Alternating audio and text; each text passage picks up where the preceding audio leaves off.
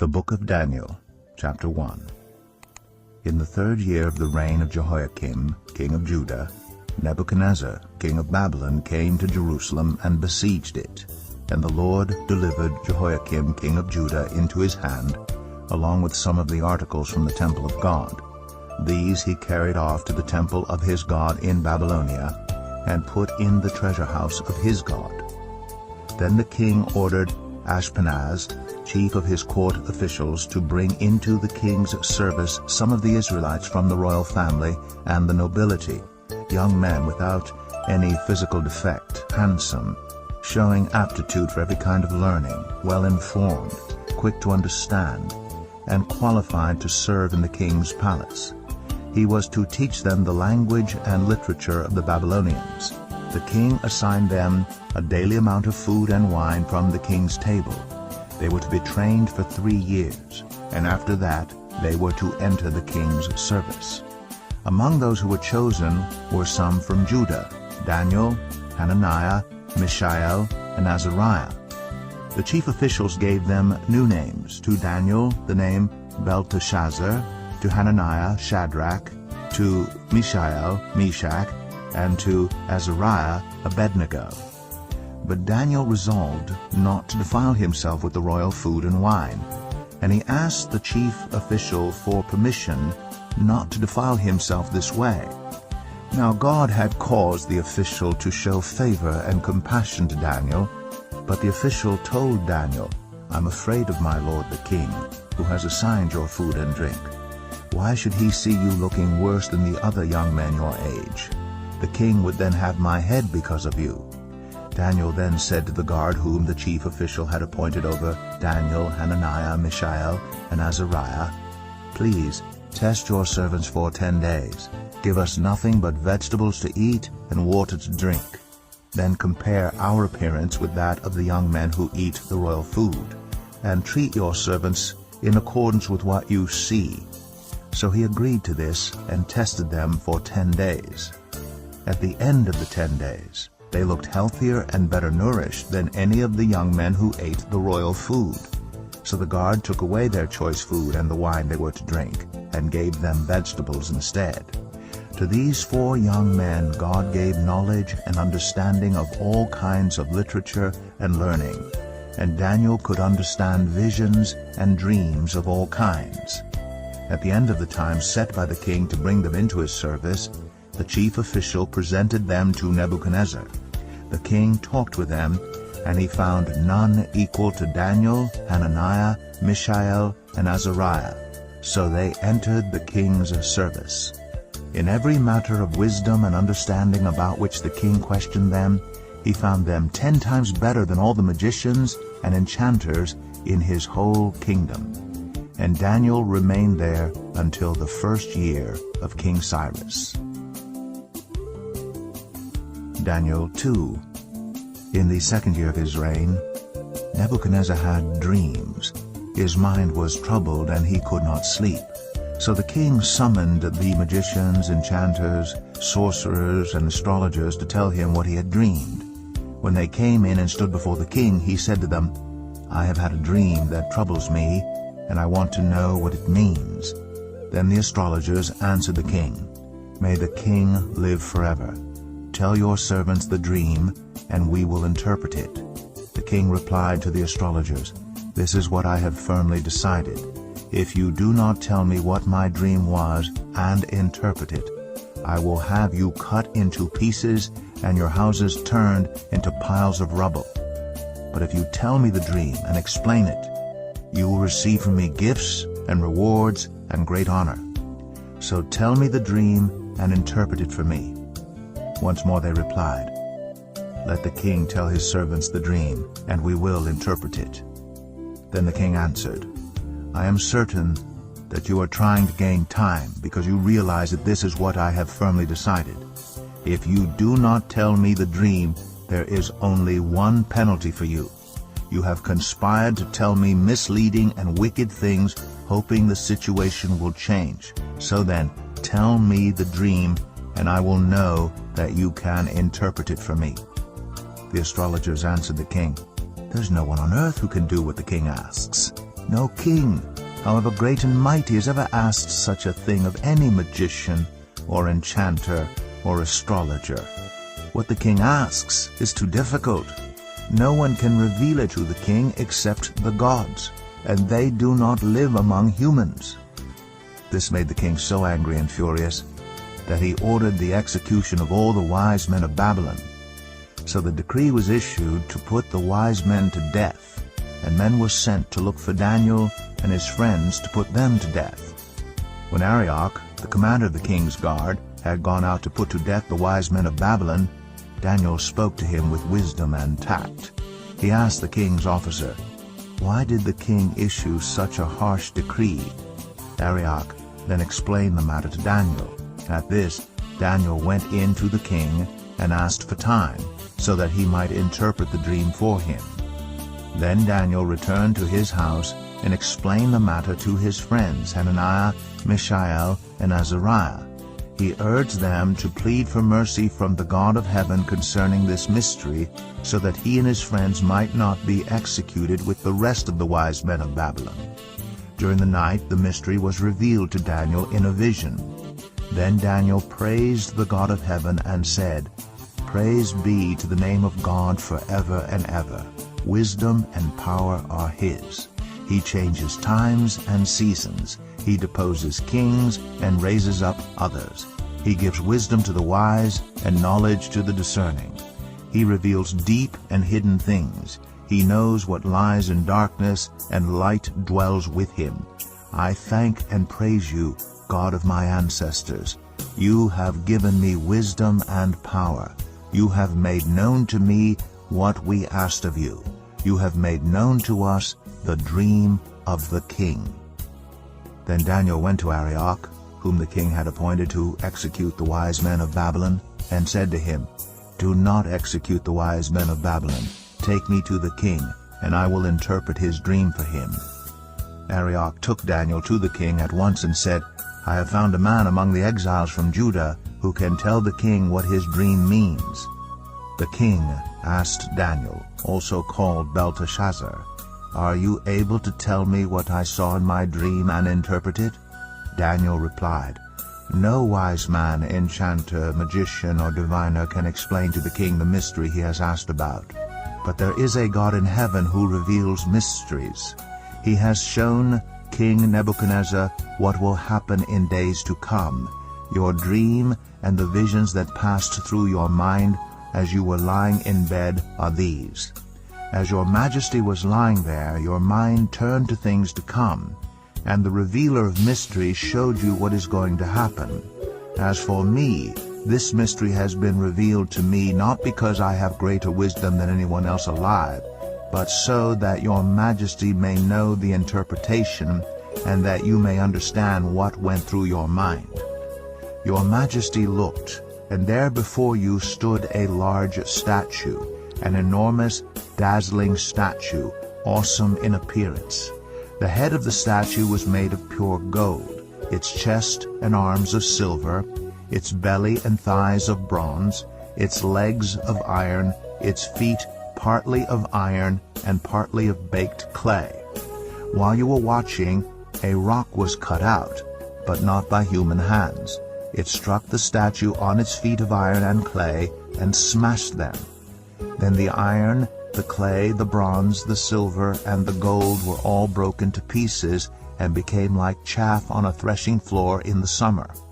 The wind swept them away without leaving a trace, but the rock that struck the statue became a huge mountain and filled the whole earth. This was the dream, and now we will interpret it to the king. Your Majesty, you are the King of kings. The God of heaven has given you dominion and power and might and glory. In your hands he has placed all mankind, and the beasts of the field and the birds in the sky. Wherever they live, he has made you ruler over them all. You are that head of gold. After you another kingdom will arise, inferior to yours. Next a third kingdom, one of bronze, will rule over the whole earth. Finally there will be a fourth kingdom, strong as iron. For iron breaks and smashes everything. and as iron breaks things to pieces, so it will crush and break all the others. Just as you saw that the feet and toes were partly of baked clay and partly of iron, so this will be a divided kingdom, yet it will have some of the strength of iron in it, even as you saw iron mixed with clay. As the toes were partly iron and partly clay, so this kingdom will be partly strong and partly brittle. And just as you saw the iron mixed with baked clay, so the people will be a mixture and will not remain united, any more than iron mixes with clay. In the time of those kings, the God of heaven will set up a kingdom that will never be destroyed, nor will it be left to another people. It will crush all those kingdoms and bring them to an end, but it will itself endure forever. This is the meaning of the vision of the rock cut out of a mountain, but not by human hands, a rock that broke the iron, the bronze, the clay, the silver, and the gold to pieces. The great God has shown the king what will take place in the future. The dream is true, and its interpretation is trustworthy. Then King Nebuchadnezzar fell prostrate before Daniel, and paid him honor, and ordered that an offering and incense be presented to him. The king said to Daniel, "Surely your God is the God of gods, and the Lord of kings, and a revealer of mysteries, for you were able to reveal this mystery." Then the king placed Daniel in a high position, and lavished many gifts on him. He made him ruler over the entire province of Babylon, and placed him in charge of all its wise men. Moreover, at Daniel's request, the king appointed Shadrach, Meshach, and Abednego administrators over the province of Babylon, while Daniel himself remained at the royal court. Daniel 3. King Nebuchadnezzar made an image of gold, 60 cubits high and 6 cubits wide, and set it up on the plain of Dura in the province of Babylon. He then summoned the satraps, prefects, governors, advisors, treasurers, judges, magistrates, and all the other provincial officials to come to the dedication of the image he had set up. So the satraps, prefects, governors, advisors, treasurers, judges, magistrates, and all the other provincial officials assembled for the dedication of the image that King Nebuchadnezzar had set up, and they stood before it. Then the herald loudly proclaimed, "Nations and peoples of every language, this is what you are commanded to do. As soon as you hear the sound of the horn, flute, zither, lyre, harp, pipe, and all kinds of music, you must fall down and worship the image of gold that King Nebuchadnezzar has set up. Whoever does not fall down and worship will immediately be thrown into a blazing furnace." Therefore, as soon as they heard the sound of the horn, flute, zither, lyre, harp, and all kinds of music, all the nations and peoples of every language fell down and worshipped the image of gold that King Nebuchadnezzar had set up. At this time, some astrologers came forward and denounced the Jews. They said to King Nebuchadnezzar, "May the king live forever. Your Majesty has issued a decree that everyone who hears the sound of the horn, flute, zither, lyre, harp, pipe, and all kinds of music must fall down and worship the image of gold, and that whoever does not fall down and worship will be thrown into a blazing furnace. But there are some Jews whom you have set over the affairs of the province of Babylon, Shadrach, Meshach, and Abednego, who pay no attention to you, your Majesty. They neither serve your gods nor worship the image of gold you have set up." Furious with rage, Nebuchadnezzar summoned Shadrach, Meshach, and Abednego. So these men were brought before the king, and Nebuchadnezzar said to them, "Is it true, Shadrach, Meshach, and Abednego, that you do not serve my gods, or worship the image of gold I have set up? Now when you hear the sound of the horn, flute, zither, lyre, harp, pipe, and all kinds of music, if you are ready to fall down and worship the image I made, very good. But if you do not worship it, you will be thrown immediately into a blazing furnace. Then what God will be able to rescue you from my hand?" Shadrach, Meshach, and Abednego replied to him, "King Nebuchadnezzar, we do not need to defend ourselves before you in this matter. If we are thrown into the blazing furnace, the God we serve is able to deliver us from it, and he will deliver us from your majesty's hand. But even if he does not, we want you to know, your majesty, that we will not serve your gods or worship the image of gold you have set up." Then Nebuchadnezzar was furious with Shadrach, Meshach, and Abednego, and his attitude toward them changed. He ordered the furnace heated 7 times hotter than usual and commanded some of the strongest soldiers in his army to tie up Shadrach, Meshach, and Abednego and throw them into the blazing furnace. So these men, wearing their robes, trousers, turbans, and other clothes, were bound and thrown into the blazing furnace. The king's command was so urgent, and the furnace so hot, that the flames of the fire killed the soldiers who took up Shadrach, Meshach, and Abednego, and these 3 men, firmly tied, fell into the blazing furnace. Then King Nebuchadnezzar leaped to his feet in amazement and asked his advisers, "Weren't there 3 men that we tied up and threw into the fire?" They replied, "Certainly, your majesty." He said, "Look, I see 4 men walking around in the fire, unbound and unharmed, and the 4th looks like a son of the gods." Nebuchadnezzar then approached the opening of the blazing furnace and shouted, "Shadrach, Meshach, and Abednego, servants of the Most High God, come out, come here." So Shadrach, Meshach, and Abednego came out of the fire, and the satraps, prefects, governors, and royal advisers crowded around them. They saw that the fire had not harmed their bodies, nor was a hair of their heads singed. Their robes were not scorched, and there was no smell of fire on them. Then Nebuchadnezzar said, "Praise be to the God of Shadrach, Meshach, and Abednego, who has sent his angel and rescued his servants.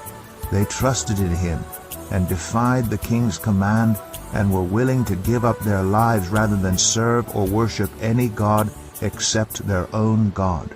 Therefore, I decree that the people of any nation or language who say anything against the God of Shadrach, Meshach, and Abednego be cut into pieces, and their houses be turned into piles of rubble, for no other God can save in this way."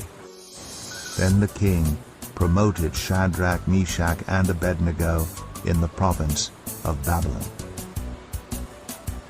Daniel 4.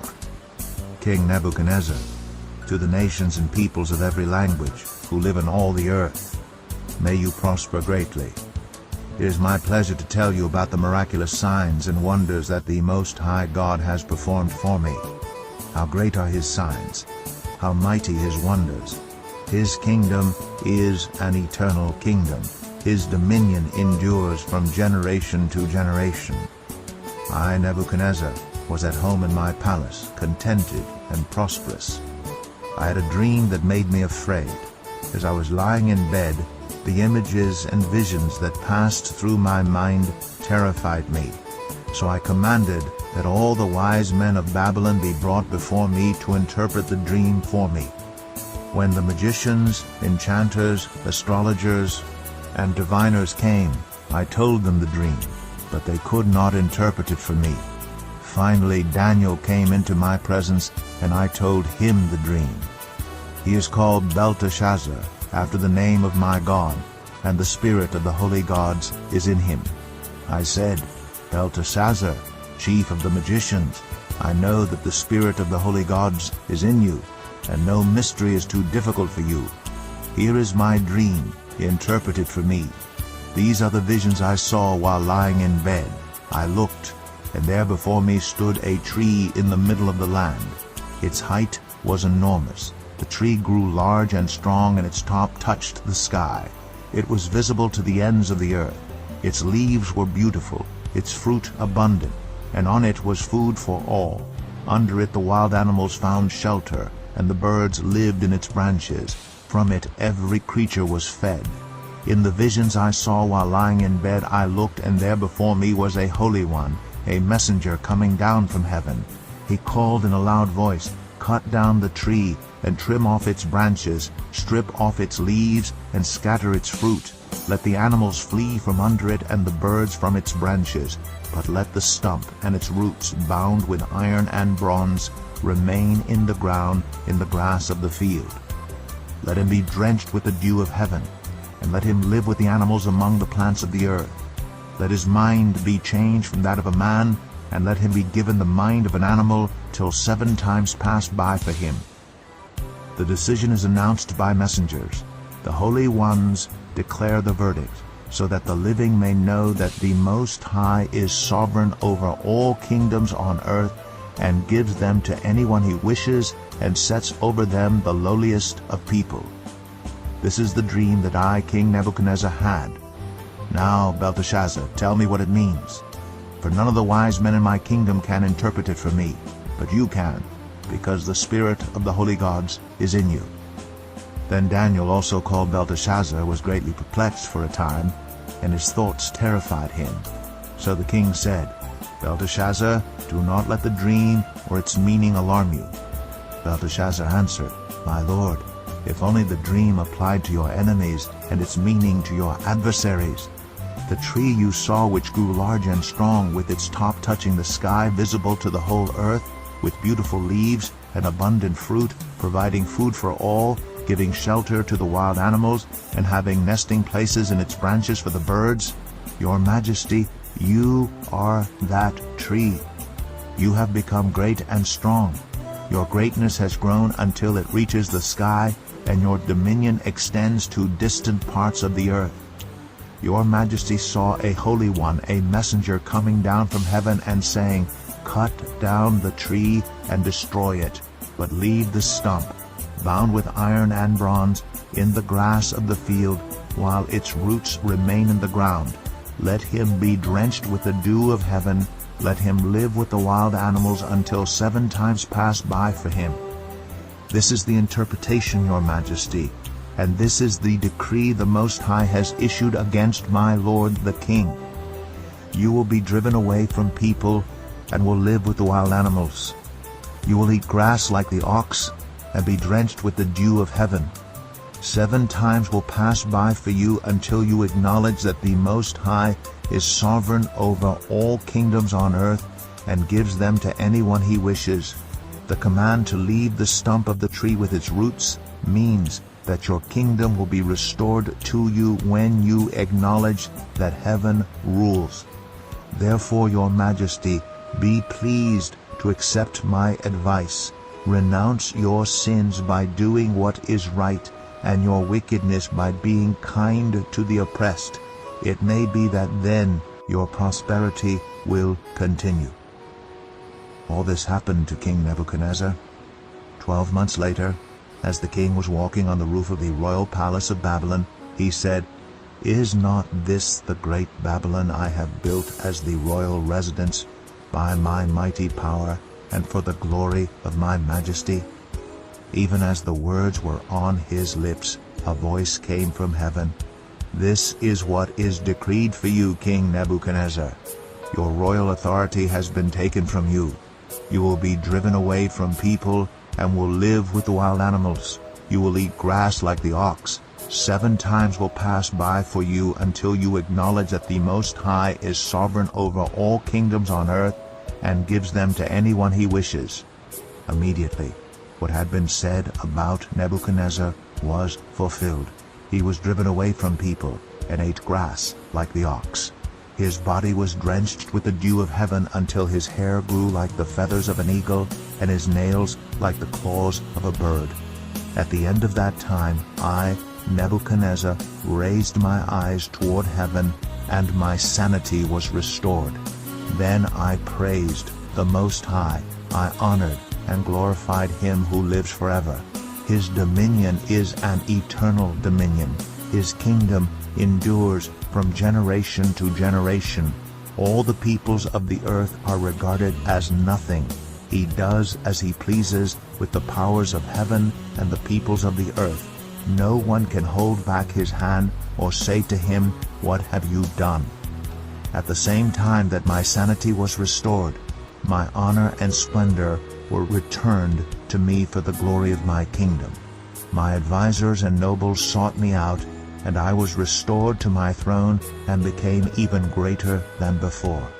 Now I, Nebuchadnezzar, praise and exalt and glorify the King of heaven, because everything he does is right, and all his ways are just, and those who walk in pride he is able to humble. Daniel 5. King Belshazzar gave a great banquet for 1,000 of his nobles and drank wine with them. While Belshazzar was drinking his wine, he gave orders to bring in the gold and silver goblets that Nebuchadnezzar his father had taken from the temple in Jerusalem, so that the king and his nobles, his wives, and his concubines might drink from them. So they brought in the gold goblets that had been taken from the temple of God in Jerusalem, and the king and his nobles, his wives, and his concubines drank from them. As they drank the wine, they praised the gods of gold and silver, of bronze, iron, wood, and stone. Suddenly the fingers of a human hand appeared and wrote on the plaster of the wall near the lampstand in the royal palace. The king watched the hand as it wrote. His face turned pale, and he was so frightened that his legs became weak and his knees were knocking. The king summoned the enchanters, astrologers, and diviners. Then he said to these wise men of Babylon, "Whoever reads this writing and tells me what it means will be clothed in purple and have a gold chain placed around his neck, and he will be made the third highest ruler in the kingdom." Then all the king's wise men came in, but they could not read the writing or tell the king what it meant. So King Belshazzar became even more terrified, and his face grew more pale. His nobles were baffled. The queen, hearing the voices of the king and his nobles, came into the banquet hall. "May the king live forever," she said. "Don't be alarmed.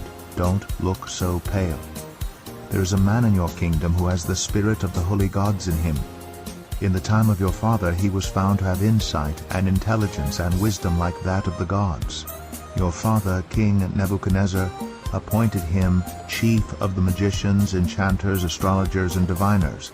He did this because Daniel, whom the king called Belteshazzar, was found to have a keen mind and knowledge and understanding, and also the ability to interpret dreams, explain riddles, and solve difficult problems. Call for Daniel, and he will tell you what the writing means." So Daniel was brought before the king, and the king said to him, "Are you Daniel, one of the exiles my father the king brought from Judah? I have heard that the spirit of the gods is in you, and that you have insight, intelligence, and outstanding wisdom. The wise men and enchanters were brought before me to read this writing and tell me what it means, but they could not explain it. Now I have heard that you are able to give interpretations and to solve difficult problems. If you can read this writing and tell me what it means, you will be clothed in purple and have a gold chain placed around your neck, and you will be made the third highest ruler in the kingdom." Then Daniel answered the king, "You may keep your gifts for yourself and give your rewards to someone else. Nevertheless, I will read the writing for the king and tell him what it means. Your Majesty, the Most High God, gave your father Nebuchadnezzar sovereignty and greatness and glory and splendor. Because of the high position he gave him, all the nations and peoples of every language dreaded and feared him. Those the king wanted to put to death, he put to death. Those he wanted to spare, he spared. Those he wanted to promote, he promoted. And those he wanted to humble, he humbled. But when his heart became arrogant and hardened with pride, he was deposed from his royal throne and stripped of his glory. He was driven away from people and given the mind of an animal. He lived with the wild donkeys and ate grass like the ox, and his body was drenched with the dew of heaven until he acknowledged that the Most High God is sovereign over all kingdoms on earth and sets over them anyone he wishes. But you, Belshazzar, his son, have not humbled yourself. though you knew all this. Instead, you have set yourself up against the Lord of heaven. You had the goblets from his temple brought to you, and you and your nobles, your wives and your concubines drank wine from them. You praised the gods of silver and gold, of bronze, iron, wood, and stone, which cannot see or hear or understand. But you did not honor the God who holds in his hand your life and all your ways. Therefore he sent the hand that wrote the inscription. This is the inscription that was written: Mene, Mene, Tekel, Parsin. Here's what these words mean. Mene, God has numbered the days of your reign and brought it to an end. Tekel, you have been weighed on the scales and found wanting. Perez, your kingdom is divided and given to the Medes and Persians. Then at Belshazzar's command, Daniel was clothed in purple. A gold chain was placed around his neck, and he was proclaimed the third highest ruler in the kingdom. That very night Belshazzar, king of the Babylonians, was slain, and Darius the Mede took over the kingdom at the age of 62. Daniel 6. It pleased Darius to appoint 120 satraps to rule throughout the kingdom, with 3 administrators over them, one of whom was Daniel. The satraps were made accountable to them so that the king might not suffer loss. Now Daniel so distinguished himself among the administrators and the satraps by his exceptional qualities that the king planned to set him over the whole kingdom. At this, the administrators and the satraps tried to find grounds for charges against Daniel in his conduct of government affairs, but they were unable to do so. They could find no corruption in him because he was trustworthy and neither corrupt nor negligent. Finally, these men said, "We will never find any basis for charges against this man Daniel unless it has something to do with the law of his God." So these administrators and satraps went as a group to the king and said, "May King Darius live forever." The royal administrators, prefects, satraps, advisors, and governors have all agreed that the king should issue an edict and enforce the decree that anyone who prays to any god or human being during the next 30 days except to you, your majesty, shall be thrown into the lion's den. Now, your majesty, issue the decree and put it in writing so that it cannot be altered, in accordance with the law of the Medes and Persians, which cannot be repealed. So King Darius put the decree in writing. Now when Daniel learned that the decree had been published, he went home to his upstairs room where the windows opened toward Jerusalem. 3 times a day he got down on his knees and prayed, giving thanks to his God just as he had done before. Then these men went as a group and found Daniel praying and asking God for help. So they went to the king and spoke to him about his royal decree. "Did you not publish a decree that during the next 30 days anyone who prays to any god or human being except to you, your majesty, would be thrown into the lion's den?" The king answered, "The decree stands in accordance with the law of the Medes and Persians, which cannot be repealed." Then they said to the king, "Daniel, who is one of the exiles from Judah, pays no attention to you, your majesty, or to the decree you put in writing. He still prays 3 times a day." When the king heard this, he was greatly distressed. He was determined to rescue Daniel and made every effort until sundown to save him. Then the men went as a group to King Darius and said to him, "Remember, your majesty, that according to the law of the Medes and Persians, no decree or edict that the king issues can be changed." So the king gave the order, and they brought Daniel and threw him into the lion's den. The king said to Daniel, "May your God, whom you serve continually, rescue you." A stone was brought and placed over the mouth of the den, and the king sealed it with his own signet ring and with the rings of his nobles, so that Daniel's situation might not be changed. Then the king returned to his palace and spent the night without eating and without any entertainment being brought to him. and he could not sleep. At the first light of dawn, the king got up and hurried to the lion's den. When he came near the den, he called to Daniel in an anguished voice, "Daniel, servant of the living God, has your God, whom you serve continually, been able to rescue you from the lions?" Daniel answered, "May the king live forever. My God sent his angel, and he shut the mouths of the lions. They have not hurt me, because I was found innocent in his sight, nor have I ever done any wrong before you, your majesty." The king was overjoyed, and gave orders to lift Daniel out of the den. And when Daniel was lifted from the den, no wound was found on him, because he had trusted in his God. At the king's command, the men who had falsely accused Daniel were brought in and thrown into the lion's den, along with their wives and children. And before they reached the floor of the den, the lions overpowered them and crushed all their bones.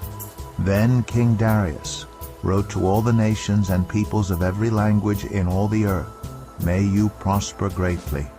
I issue a decree that in every part of my kingdom people must fear and reverence the God of Daniel. For he is the living God, and he endures forever. His kingdom will not be destroyed. His dominion will never end. He rescues and he saves. He performs signs and wonders in the heavens and on the earth. He has rescued Daniel from the power of the lions."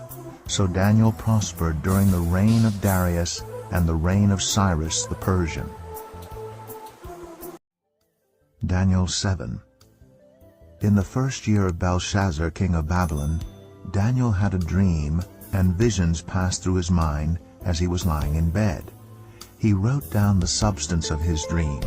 Daniel said, "In my vision at night I looked, and there before me were the 4 winds of heaven, churning up the great sea. 4 great beasts, each different from the others, came up out of the sea. The first was like a lion, and it had the wings of an eagle. I watched until its wings were torn off, and it was lifted from the ground so that it stood on 2 feet like a human being. And the mind of a human was given to it. And there before me was a second beast, which looked like a bear. It was raised up on one of its sides, and it had 3 ribs in its mouth between its teeth. It was told, 'Get up and eat your fill of flesh.' After that I looked, and there before me was another beast, one that looked like a leopard. And on its back it had 4 wings like those of a bird. This beast had 4 heads, and it was given authority to rule. After that, in my vision at night I looked, and there before me was a 4th beast, terrifying and frightening and very powerful. It had large iron teeth. It crushed and devoured its victims and trampled underfoot whatever was left. It was different from all the former beasts, and it had 10 horns. While I was thinking about the horns, there before me was another horn, a little one, which came up among them, and 3 of the first horns were uprooted before it. This horn had eyes like the eyes of a human being, and a mouth that spoke boastfully. As I looked, thrones were set in place, and the Ancient of Days took his seat. His clothing was as white as snow. The hair of his head was white like wool. His throne was flaming with fire, and its wheels were all ablaze. A river of fire was flowing, coming out from before him. Thousands upon thousands attended him. 10,000 times 10,000 stood before him. The court was seated, and the books were opened. Then I continued to watch because of the boastful words the horn was speaking. I kept looking until the beast was slain, and its body destroyed and thrown into the blazing fire.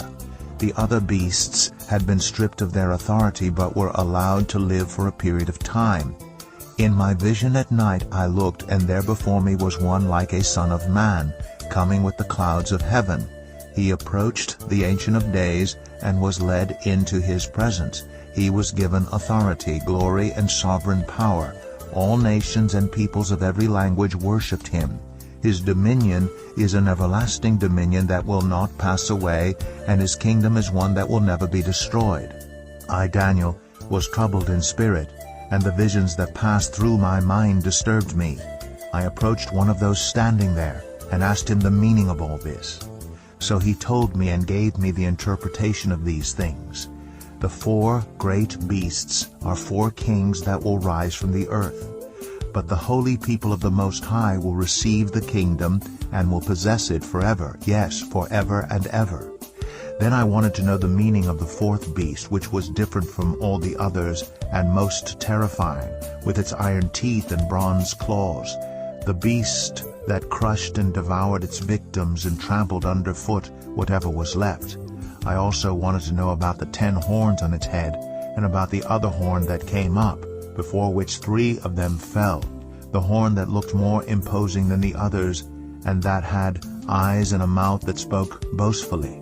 As I watched, this horn was waging war against the holy people and defeating them, until the Ancient of Days came and pronounced judgment in favor of the holy people of the Most High, and the time came when they possessed the kingdom. He gave me this explanation. The 4th beast is a 4th kingdom that will appear on earth. It will be different from all the other kingdoms and will devour the whole earth, trampling it down and crushing it. The 10 horns are 10 kings who will come from this kingdom. After them another king will arise, different from the earlier ones. He will subdue 3 kings. He will speak against the Most High and oppress his holy people and try to change the set times and the laws. The holy people will be delivered into his hands for a time, times, and half a time. But the court will sit, and his power will be taken away and completely destroyed forever. Then the sovereignty, power, and greatness of all the kingdoms under heaven will be handed over to the holy people of the Most High. His kingdom will be an everlasting kingdom, and all rulers will worship and obey him. This is the end of the matter. I, Daniel, was deeply troubled by my thoughts, and my face turned pale. But I kept the matter to myself. Daniel 8. In the 3rd year of King Belshazzar's reign, I, Daniel, had a vision, after the one that had already appeared to me. In my vision I saw myself in the citadel of Susa, in the province of Elam. In the vision I was beside the Ulai Canal. I looked up, and there before me was a ram with 2 horns standing beside the canal, and the horns were long. One of the horns was longer than the other, but grew up later. I watched the ram as it charged toward the west and the north and the south. No animal could stand against it, and none could rescue from its power. It did as it pleased and became great. As I was thinking about this, suddenly a goat with a prominent horn between its eyes came from the west, crossing the whole earth without touching the ground. It came toward the 2-horned ram I had seen standing beside the canal and charged at it in great rage. I saw it attack the ram furiously, striking the ram and shattering its 2 horns. The ram was powerless to stand against it. The goat knocked it to the ground and trampled on it, and none could rescue the ram from its power. The goat became very great, but at the height of its power the large horn was broken off, and in its place 4 prominent horns grew up toward the 4 winds of heaven. Out of one of them came another horn, which started small but grew in power to the south and to the east and toward the beautiful land. It grew until it reached the host of the heavens, and it threw some of the starry host down to the earth and trampled on them. It set itself up to be as great as the commander of the army of the Lord. It took away the daily sacrifice from the Lord, and his sanctuary was thrown down. Because of rebellion, the Lord's people and the daily sacrifice were given over to it. It prospered in everything it did, and truth was thrown to the ground. Then I heard a Holy One speaking, and another Holy One said to him, "How long will it take for the vision to be fulfilled?" The vision concerning the daily sacrifice, the rebellion that causes desolation, the surrender of the sanctuary, and the trampling underfoot of the Lord's people. He said to me, "It will take 2,300 evenings and mornings, then the sanctuary will be reconsecrated." While I, Daniel, was watching the vision and trying to understand it, there before me stood one who looked like a man. And I heard a man's voice from the Ulai calling, "Gabriel, Tell this man the meaning of the vision." As he came near the place where I was standing, I was terrified and fell prostrate. "Son of man," he said to me, "understand that the vision concerns the time of the end." While he was speaking to me, I was in a deep sleep, with my face to the ground. Then he touched me and raised me to my feet. He said, "I am going to tell you what will happen later in the time of wrath, because the vision concerns the appointed time of the end. The two-horned ram that you saw represents the kings of Media and Persia. The shaggy goat is the king of Greece, and the large horn between its eyes is the first king. The four horns that replaced the one that was broken off represents four kingdoms that will emerge from his nation, but will not have the same power. In the latter part of their reign, when rebels have become completely wicked, a fierce-looking king, a master of intrigue, will arise. He will become very strong, but not by his own power. He will cause astounding devastation and will succeed in whatever he does. He will destroy those who are mighty, the holy people. He will cause deceit to prosper, and he will consider himself superior. When they feel secure, he will destroy many and take his stand against the Prince of Princes. Yet he will be destroyed, but not by human power. The vision of the evenings and mornings that has been given you is true, but seal up the vision, for it concerns the distant future. I, Daniel, was worn out. I lay exhausted for several days. Then I got up and went about the king's business. I was appalled by the vision. It was beyond understanding. Daniel 9. In the first year of Darius, son of Xerxes, a Mede by descent, who was made ruler over the Babylonian kingdom, in the first year of his reign, I, Daniel, understood from the Scriptures, according to the word of the Lord given to Jeremiah the prophet, that the desolation of Jerusalem would last 70 years. So I turned to the Lord God and pleaded with him in prayer and petition, in fasting, and in sackcloth and ashes. I prayed to the Lord my God and confessed, "Lord, the great and awesome God, who keeps his covenant of love with those who love him and keep his commandments, we have sinned and done wrong. We have been wicked and have rebelled. We have turned away from your commands and laws. We have not listened to your servants the prophets, who spoke in your name to our kings, our princes, and our ancestors, and to all the people of the land. Lord, you are righteous, but this day we are covered with shame. The people of Judah and the inhabitants of Jerusalem and all Israel, both near and far, in all the countries where you have scattered us because of our unfaithfulness to you. We and our kings, our princes, and our ancestors are covered with shame, Lord, because we have sinned against you. The Lord our God is merciful and forgiving, even though we have rebelled against him. We have not obeyed the Lord our God or kept the laws he gave us through his servants the prophets. All Israel has transgressed your law and turned away, refusing to obey you. Therefore the curses and sworn judgments written in the law of Moses, the servant of God, have been poured out on us because we have sinned against you. You have fulfilled the word spoken against us and against our rulers by bringing on us great disaster. Under the whole heaven nothing has ever been done like what has been done to Jerusalem. Just as it is written in the law of Moses, all this disaster has come on us, yet we have not sought the favor of the Lord our God by turning from our sins and giving attention to your truth. The Lord did not hesitate to bring the disaster on us, for the Lord our God is righteous in everything he does, yet we have not obeyed him. Now, Lord our God, who brought your people out of Egypt with a mighty hand, and who made for yourself a name that endures to this day, we have sinned, we have done wrong. Lord, in keeping with all your righteous acts, turn away your anger and your wrath from Jerusalem, your city, your holy hill. Our sins and the iniquities of our ancestors have made Jerusalem and your people an object of scorn to all those around us. Now, our God, hear the prayers and petitions of your servant. For your sake, Lord, Look with favor on your desolate sanctuary. Give ear, our God, and hear. Open your eyes and see the desolation of the city that bears your name. We do not make requests of you because we are righteous, but because of your great mercy. Lord, listen. Lord, forgive. Lord, hear and act. For your sake, my God, do not delay, because your city and your people bear your name.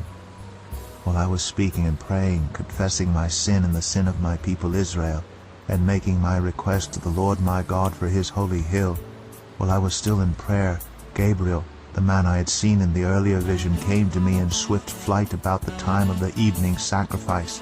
He instructed me and said to me, Daniel, I have now come to give you insight and understanding. As soon as you began to pray, a word went out, which I have come to tell you, for you are highly esteemed. Therefore consider the word and understand the vision.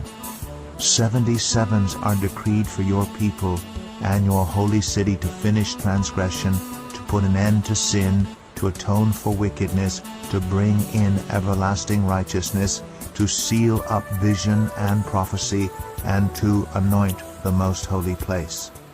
Know and understand this. From the time the word goes out to restore and rebuild Jerusalem until the Anointed One, the ruler, comes, there will be 7 sevens and 62 sevens. It will be rebuilt with streets and a trench, but in times of trouble. After the 62 sevens, the Anointed One will be put to death and will have nothing. The people of the ruler who will come will destroy the city and the sanctuary. The end will come like a flood. War will continue until the end, and desolations have been decreed. He will confirm a covenant with many for 1 7. In the middle of the 7, he will put an end to sacrifice and offering. And at the temple he will set up an abomination that causes desolation until the end that is decreed is poured out on him. Daniel 10. In the 3rd year of Cyrus, king of Persia, a revelation was given to Daniel, who was called Belteshazzar. Its message was true, and it concerned a great war. The understanding of the message came to him in a vision. At that time I, Daniel, mourned for 3 weeks. I ate no choice food, no meat or wine touched my lips, and I used no lotions at all until the 3 weeks were over. On the 24th day of the 1st month, as I was standing on the bank of the great river the Tigris, I looked up, and there before me was a man dressed in linen, with a belt of fine gold from Uphaz around his waist. His body was like topaz, his face like lightning, his eyes like flaming torches, his arms and legs like the gleam of burnished bronze, and his voice like the sound of a multitude. I, Daniel, was the only one who saw the vision.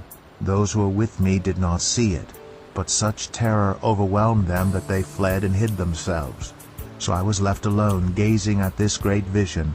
I had no strength left. My face turned deathly pale, and I was helpless. Then I heard him speaking, and as I listened to him, I fell into a deep sleep, my face to the ground. A hand touched me and set me trembling on my hands and knees. He said, Daniel, you who are highly esteemed, consider carefully the words I'm about to speak to you, and stand up, for I have now been sent to you. And when he said this to me, I stood up trembling. Then he continued, Do not be afraid, Daniel. Since the first day that you set your mind to gain understanding and to humble yourself before your God, your words were heard, and I have come in response to them. But the prince of the Persian kingdom resisted me 21 days.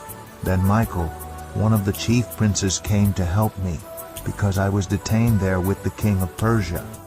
Now I have come to explain to you what will happen to your people in the future, for the vision concerns a time yet to come.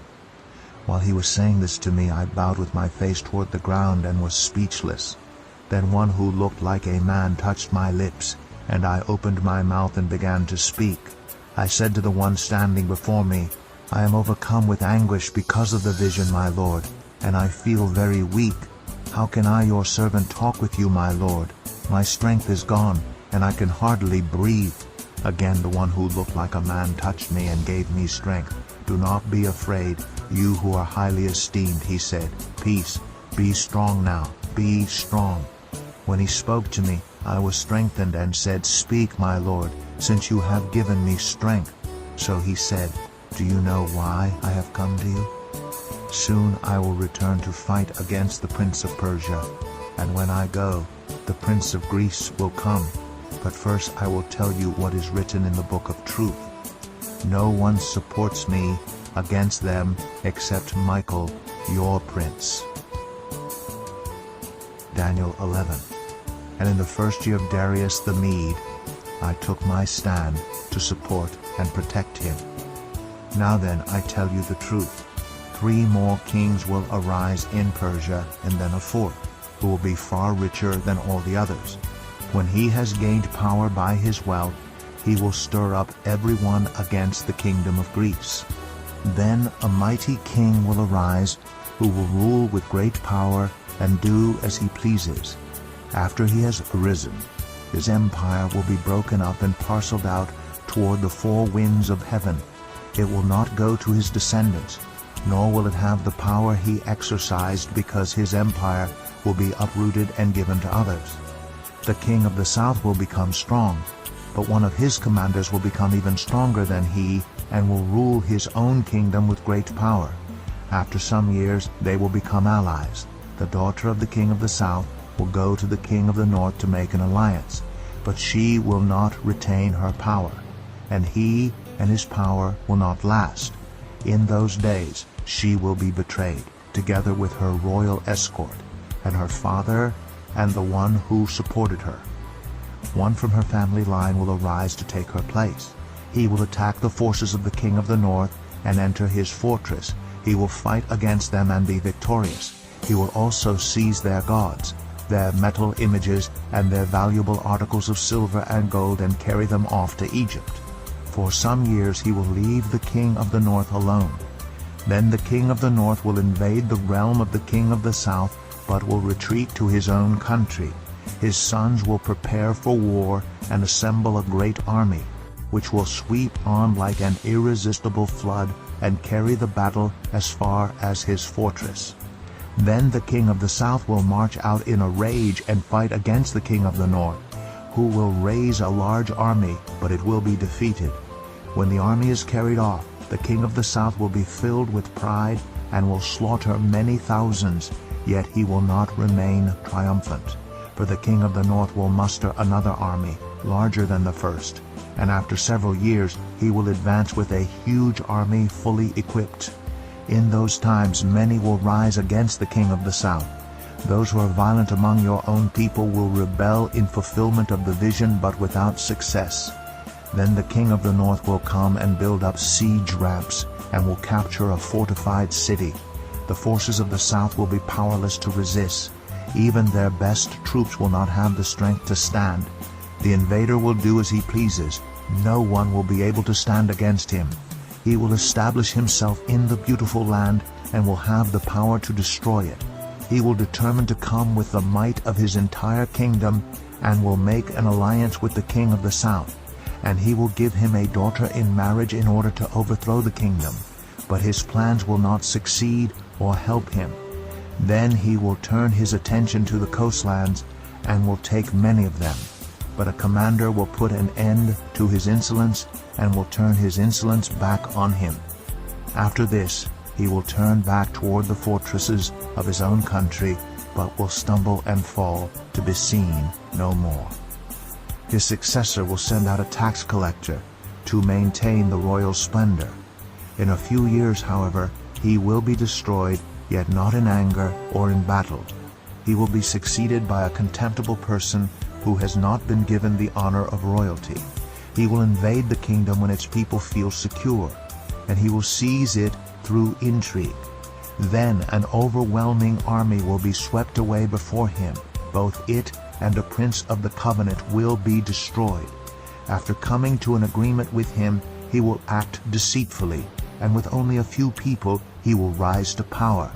when the richest provinces feel secure, he will invade them and will achieve what neither his fathers nor his forefathers did. He will distribute plunder, loot, and wealth among his followers. He will plot the overthrow of fortresses, but only for a time. With a large army he will stir up his strength and courage against the king of the south.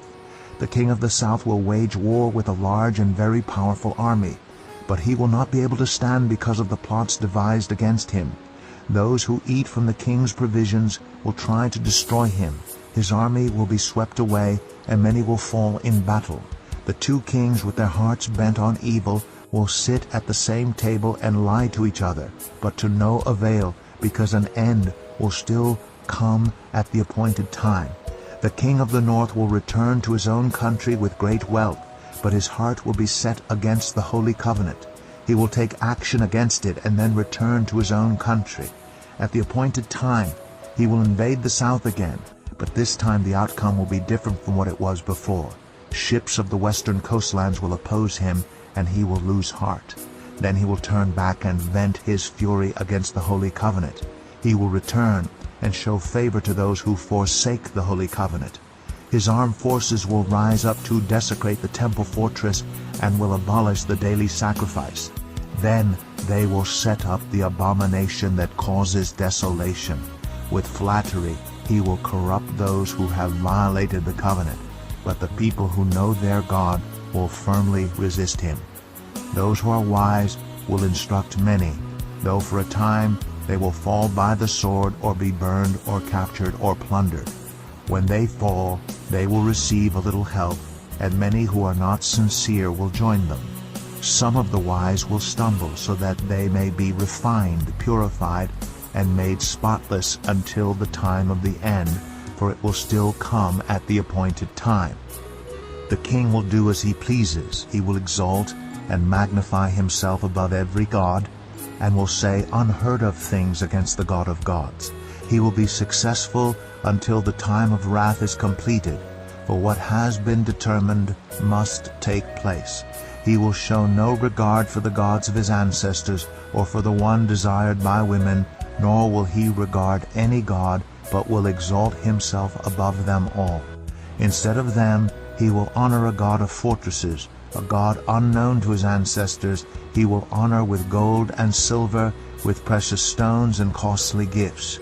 He will attack the mightiest fortresses with the help of a foreign god, and will greatly honor those who acknowledge him. He will make them rulers over many people, and will distribute the land at a price.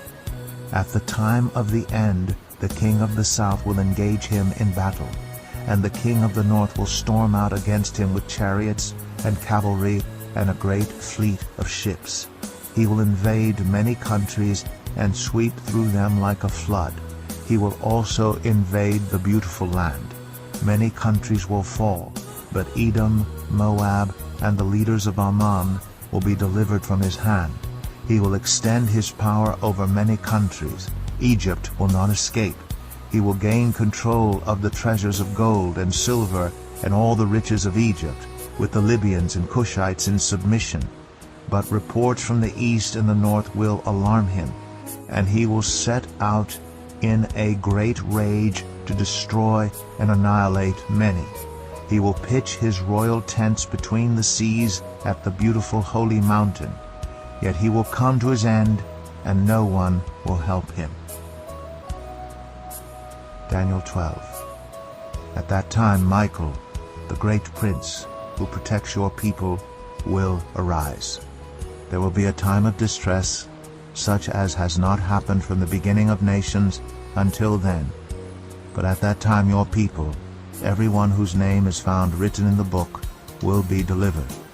Multitudes who sleep in the dust of the earth will awake, some to everlasting life, others to shame and everlasting contempt. Those who are wise will shine like the brightness of the heavens, and those who lead many to righteousness like the stars forever and ever. But you, Daniel, roll up and seal the words of the scroll until the time of the end. Many will go here and there to increase knowledge. Then I, Daniel, looked, And there before me stood 2 others, one on this bank of the river, and one on the opposite bank. One of them said to the man clothed in linen, who was above the waters of the river, How long will it be before these astonishing things are fulfilled? The man clothed in linen, who was above the waters of the river, lifted his right hand and his left hand toward heaven. And I heard him swear by him who lives forever, saying, It will be for a time, times, and half a time. When the power of the holy people has been finally broken, all these things will be completed. I heard, but I did not understand. So I asked, My Lord, what will the outcome of all this be? He replied, Go your way, Daniel, because the words are rolled up and sealed until the time of the end. Many will be purified, made spotless, and refined, but the wicked will continue to be wicked. None of the wicked will understand, but those who are wise will understand. From the time that the daily sacrifice is abolished, and the abomination that causes desolation is set up, there will be 1,290 days. Blessed is the one who waits for and reaches the end of the 1,335 days. As for you, go your way till the end. You will rest, and then at the end of the days you will rise to receive your allotted inheritance.